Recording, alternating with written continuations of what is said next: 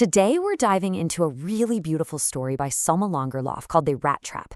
Now, she tells it like a fairy tale, but it's not really for kids. It's about this big, hopeful idea that no matter how trapped we feel by the world, there's a goodness inside every person that can be woken up. All it takes is a little bit of understanding and love. Everything in this story really comes back to this one powerful idea. This quote pretty much sums up the bleak, cynical way our main character sees everything. For him, the world isn't this amazing place full of opportunity. Nope, it's just a giant, cruel trap set up to make people miserable.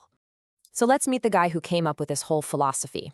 He's a poor vagabond, a peddler, and he sees the world as one big, dangerous snare. And what's really strange is that, in a way, he finds a kind of comfort in thinking about that. So what's his life actually like? Well, it's pretty grim. He makes these little rat traps out of wire to sell, which is pretty ironic, right? But he can't make enough money, so he also has to beg and sometimes steal. He's a total outcast, super lonely, always hungry, and just kind of trudging through a life that feels completely pointless. Okay, so this is his favorite thing to think about. It's like his own private entertainment. He imagines the world dangling all these amazing things in front of people. You know, money, happiness, good food. Just like a rat trap uses cheese as bait. And as soon as someone goes for it, snap. The trap closes, game over. And he gets this weird sort of dark joy thinking about all the other people out there getting caught. But as you can probably guess, this whole philosophy of his is about to be put to the test.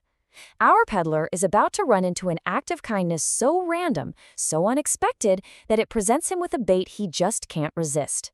So, instead of the usual sour faces and getting doors slammed on him, he meets this lonely old man who actually welcomes him inside.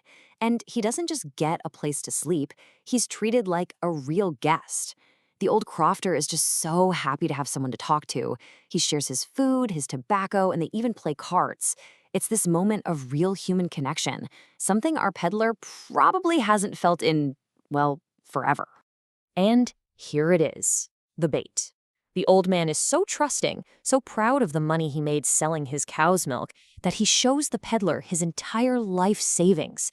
3 wrinkled 10-kroner bills. And then he hangs the little pouch with the money right on the window frame for anyone to see. So you see the sequence of events, right? He's offered this rare thing, warmth and trust. But then there's the bait, the money, and the temptation is just too much. The very next morning, after the old man leaves, he comes back, smashes the window pane, and snatches the 30 kroner. The trap has been sprung. Feeling pretty pleased with himself, he avoids the main road and ducks into the woods to be safe. But he's about to find out that the trap he just sprang on someone else has now snapped shut on him. And the irony just hits him like a ton of bricks. He's walking in circles, totally lost in this huge, confusing forest, and then he has this terrifying moment of clarity. The money, that was the bait, and he was the rat. And now, he's been caught. His funny little idea about the world suddenly doesn't seem so funny anymore. You see, his little theory is now his reality. The forest isn't just a bunch of trees anymore. It's the bars of his own personal prison. He's so exhausted and full of despair, he just sinks to the ground, thinking this is the end. The rat trap has closed. But just as he's about to give up completely, he hears something. Thump, thump, thump. It's the sound of a hammer from an iron mill. He stumbles toward the noise, right into a situation where a simple mistake is about to offer him a totally different kind of trap. The owner of the ironworks, the Iron Master, is making his rounds and sees this raggedy stranger near the furnace. In the dim, flickering light, he thinks he recognizes him. He mistakes him for an old army buddy.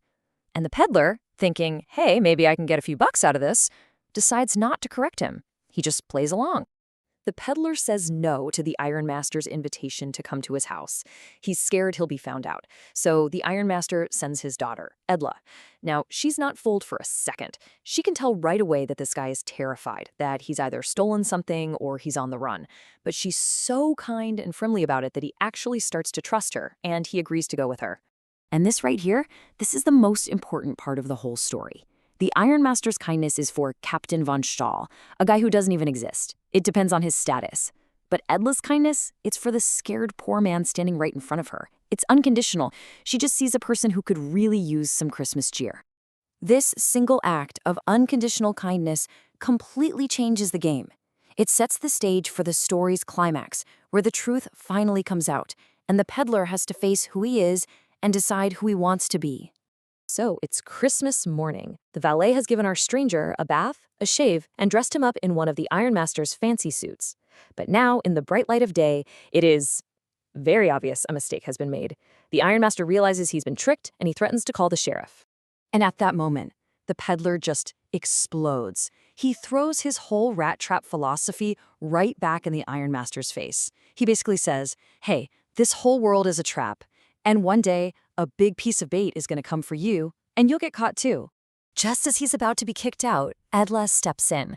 She tells her father that it was their fault, and they promised this man one day of peace for Christmas, and it would be wrong to chase him away now. Her dad grumbles a bit, but he agrees. And for one whole day, the peddler is treated with real dignity. He's allowed to just be. He doesn't do anything but eat and sleep, feeling safe and sound for what is probably the first time in years. And this simple act of acceptance, it starts to change him. The next day, the family goes to church and hears that an old crofter has been robbed by a man selling rat traps. They panic, thinking their guest robbed them too, and they rush home. But their guest is gone, and nothing is stolen. Instead, he's left a little package for Edla. Inside is a small rat trap. And inside that, the stolen 30 kroner and a letter. And there it is. That's the core message of the whole story.